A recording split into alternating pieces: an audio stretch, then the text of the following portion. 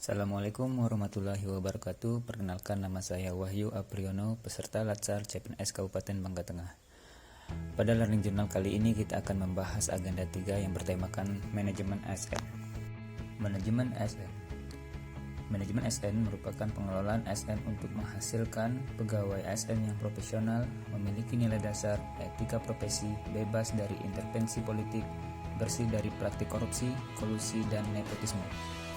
Dan manajemen ASN merupakan keseluruhan upaya pemerintah dalam meningkatkan efisiensi, efektivitas, derajat profesionalisme, penyelenggaraan tugas, fungsi dan kewajiban kepegawaian yang meliputi perencanaan, pengadaan, pengembangan kualitas, penempatan promosi, penggajian, kesejahteraan, dan pemberhentian ASN. ASN berfungsi sebagai sebagai pelayanan kebijakan publik, yakni melaksanakan kebijakan yang dibuat oleh pejabat pembina kepegawaian sesuai dengan ketentuan peraturan perundang-undangan. Yang kedua, pelayanan publik, yaitu memberikan pelayanan publik yang profesional dan berkualitas. Dan yang ketiga, perekat dan pemersatu bangsa, yaitu mempererat persatuan dan kesatuan negara Kesatuan Republik Indonesia.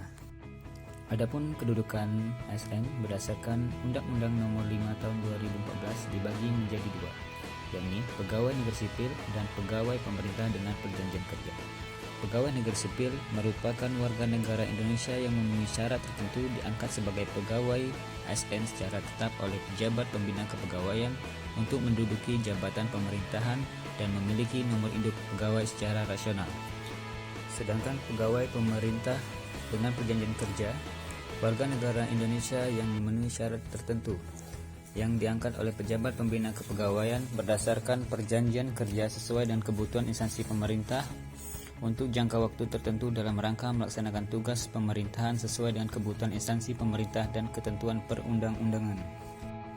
Adapun perbandingan hak pegawai negeri sipil dan pegawai pemerintah dengan perjanjian kerja sebagai berikut.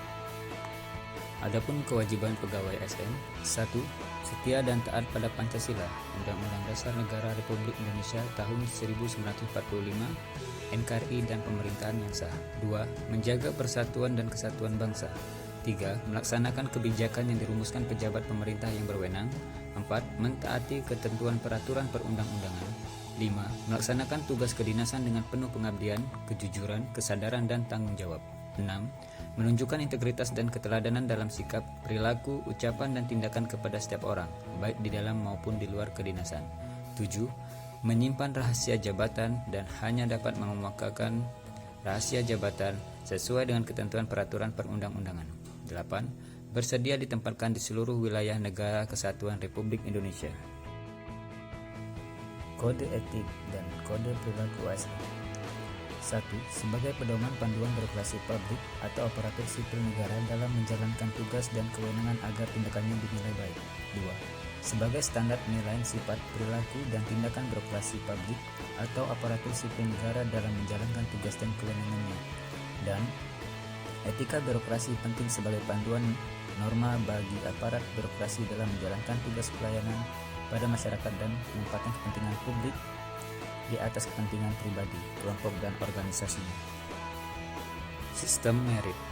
Pengertian menurut Undang-Undang Nomor 5 Tahun 2014 tentang ASN, Pasal 1, kebijakan manajemen ASN yang berdasarkan pada kualifikasi, kompetensi, dan kinerja secara adil dan wajar dengan tanpa membedakan latar belakang, politik, ras, warna kulit, agama, asal-usul, jenis kelamin, status pernikahan, umur, atau kondisi kecacatan.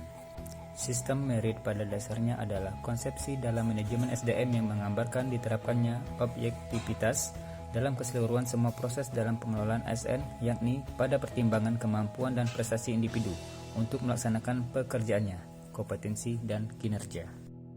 Manfaat sistem merit bagi organisasi yaitu: 1. Mendukung keberadaan penerapan prinsip akuntabilitas.